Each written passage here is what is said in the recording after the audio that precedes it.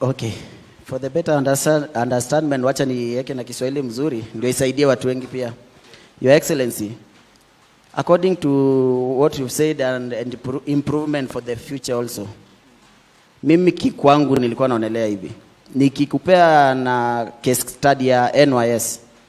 NYS ilipokuja mtaa ndio ilitusaidia ikatuwekea lami, ikatupitishia lami, hatukuwa na lami. Ndio ilituwekea tule choo zenye tuliekewa hapo hivyo kidogo kidogo kutusava hapo hivyo. But by the end of the day vijana walipokuwa nafanya kazi, scandal ikalipuka katikati.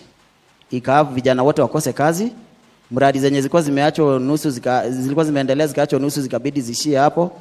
Na remember that NYS ndio ilikuwa imetuletea mpaka Huduma Center Kibra, ikatuletea hizo choo, ikatusaidia kwa zile hygienic.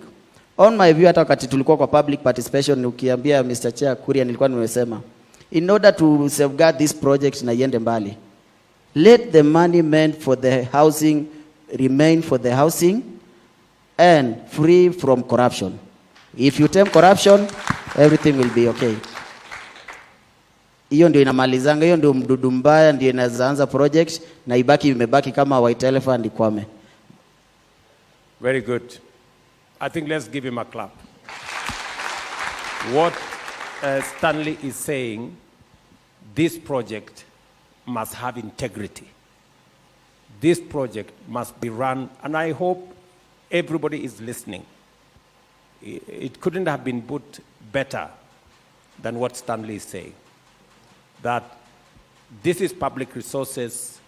Kenyans are committing their money through the levy for this program, for the dignity of other Kenyans, so that other Kenyans can have a job, so that we can have decent housing, so that we can eradicate slums, so that we can increase the number of homeowners in Kenya. Not just for the people living in slum areas, teachers, doctors, and everybody else will have an opportunity to own a home because we have substantially reduced the cost of homes in Kenya.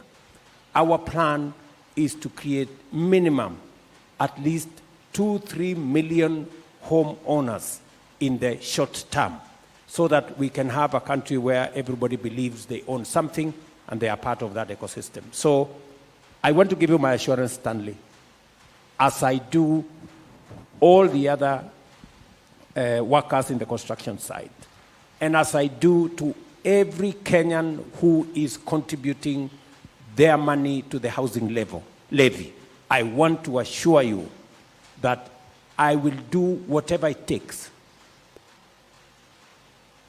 and deal with whoever and protect these resources for the benefit of the people of Kenya.